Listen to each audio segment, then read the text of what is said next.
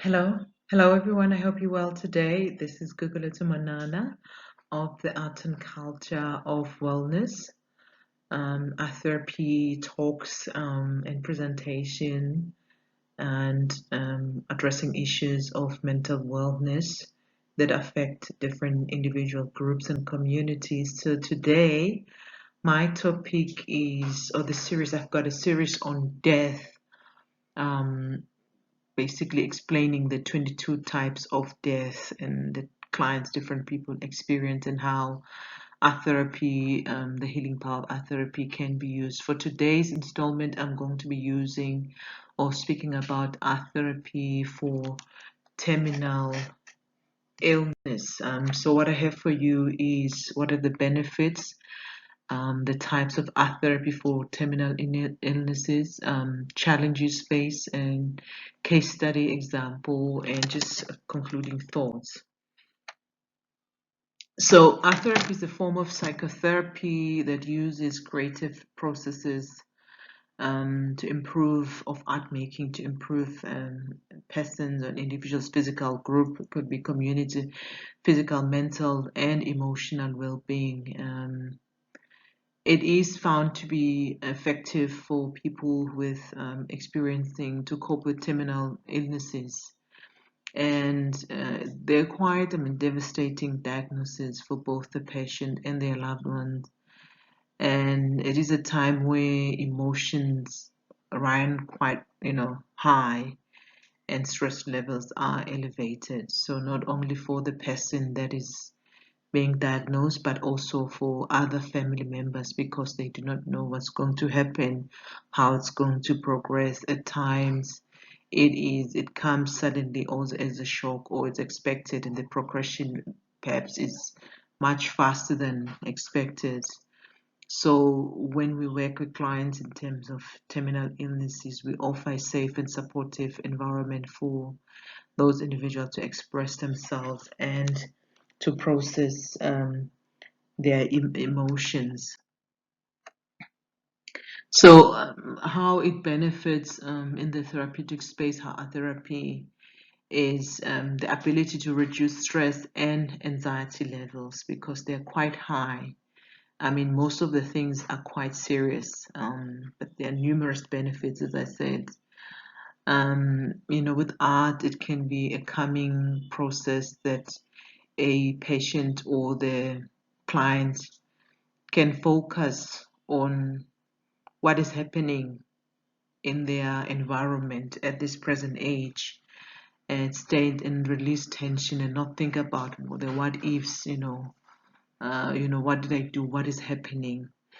And also art therapy can also help individuals cope with the physical symptoms of their illness. For example, creating art to provide or to be a distraction from the pain and discomfort, and can even help improve fine motor skills and hand-eye coordination, especially if the client is slowly you know um, the aggression and the condition is worsening, or maybe is moving at a rapid pace. I think they're progressing at the rapid pace. So this is where it is quite useful, and they're losing part of their being, or their maybe hands or feet, they cannot use. So it's be quite difficult to cope with those emotions associated with suddenly I cannot hold a cup of coffee or cup of tea, or I cannot feed myself, so because my hands are not strong enough. So the types of art therapy for terminal illnesses, point painting, drawing, sculpture, and collaging. And it obviously with art therapy, it will depend on the client's preference and needs. So we follow what the client is needing. We what they express. They may express it directly or non-directly. So we are in tune with our clients on what they need, and it is found to be particularly effective for music when it's coupled with music therapy, because music can have a powerful impact on music. It can change emotions and can help individuals connect with their inner feelings in a meaningful way while they are painting, and that can help them forget even momentarily.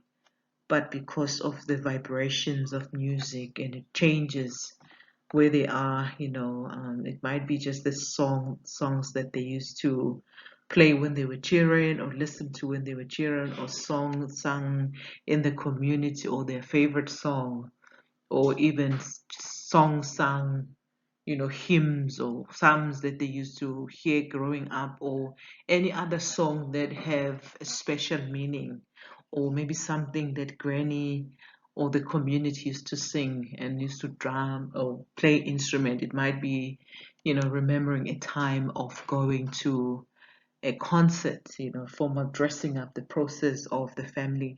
It could be anything that the clients can draw from and refer back to, that would be helpful. So when these two modalities are put together, they're extremely effective. So the challenges that we found with art therapy with terminal clients, obviously it can be incredibly beneficial, but also there are some challenges. One of them is finding the energy and motivation to participate in the therapy session. I mean, if your body is breaking down and your emotions are difficult, one day you're this one day you next, you don't know what's going on, and you're in the hospital, there is one bad news after another, and just the fatigue and exhaustion and the physical symptoms that make it difficult to engage in the creative phase, because they're preserving their strength just for, that another, challenge is finding the right art therapist, somebody who's experienced in working with individuals with terminal illnesses and who can provide a safe and supportive environment for the therapy session. Because with terminal, you're not only working with the individual clients, you are working with the family, you're working with children, the wife or the husband, whoever the parents. So it's a multi relational type. So it does need somebody with a focus on terminal, when it art therapists with a focus on terminal illnesses and some experience in that.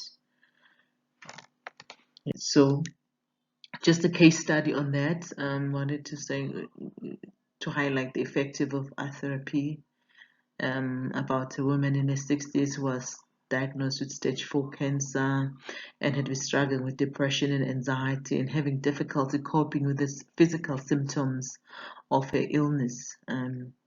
So after participating in a therapy session for several weeks, the woman reported feeling more relaxed and less anxious, and also a sense of accomplishment and pride in the artwork she had created. Overall, she found, the art therapy session to be valuable support, a part of her treatment plan. She could laugh, she could have joy.